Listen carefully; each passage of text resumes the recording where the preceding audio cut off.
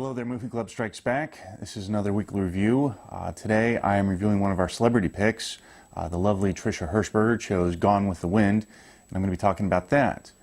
Gone with the Wind starred Vivien Leigh and Clark Gable. It was one of the first kind of Hollywood epics in the same line of Ben-Hur, Cleopatra, and was kind of a landmark film.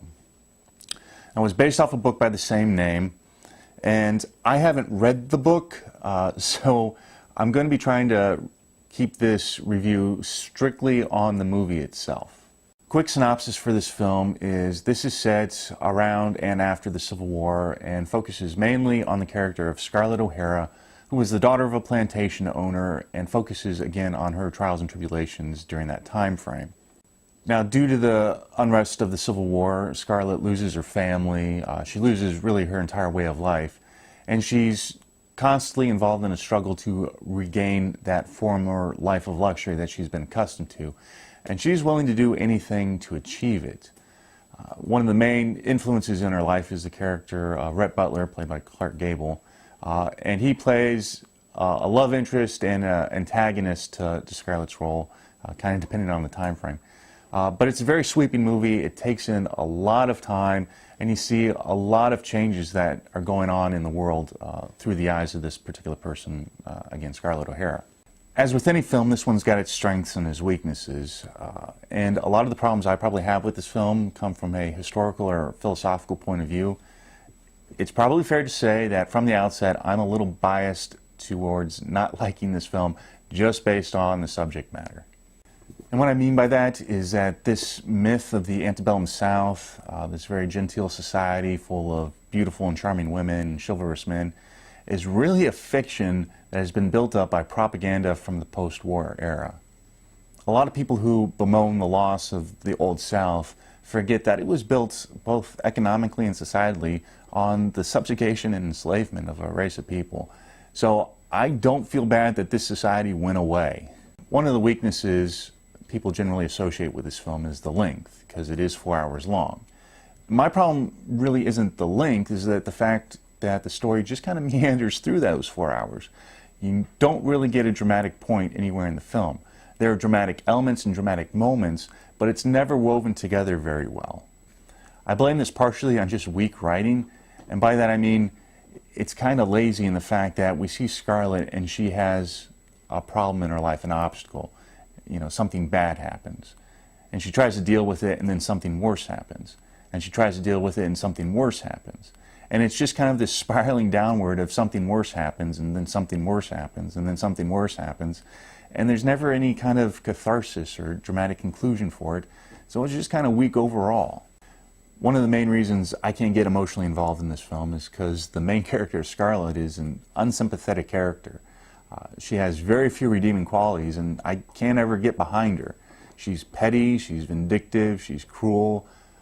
She develops some personal strength towards the end of the war when, you know, she's got to rely pretty much on herself to rebuild Tara.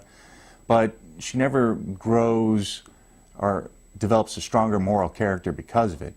She just becomes a little bit more vindictive and a bit more ruthless in her, desire to regain a luxurious lifestyle. That being said, Vivien Leigh acted the hell of that role. She nailed it completely. So while I can't get behind the character of Scarlett, I think Vivien Leigh played her to a T. So that is one of the strong points. She made a name for herself in this movie. Now, as far as strength, this movie is gorgeous to look at. The cinematography is excellent.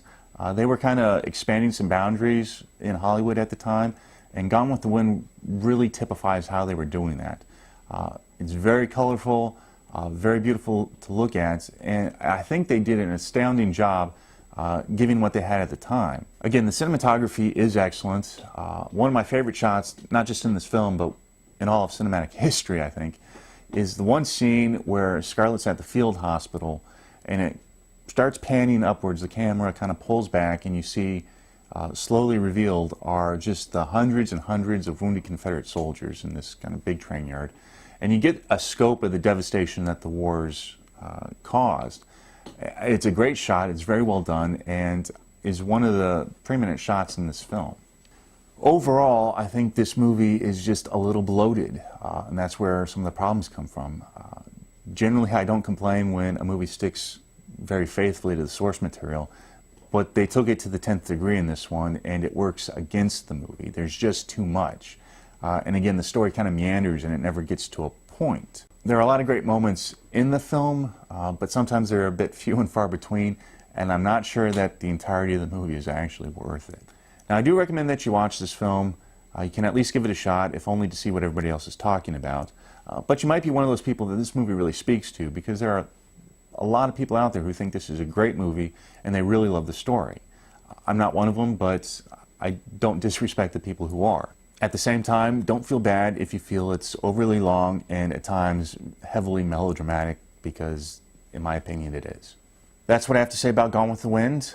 Again, not going to fill one of the top spots on my favorite movies list, but it is a landmark in cinematic history and worth the viewing experience. So go ahead and check out what everybody else had to say about this movie at Movie Club Strikes Back. Subscribe to their videos because they always have great things to say about a wide range of cinematic history. Subscribe to this channel if you want, and until next time, keep doing what you do.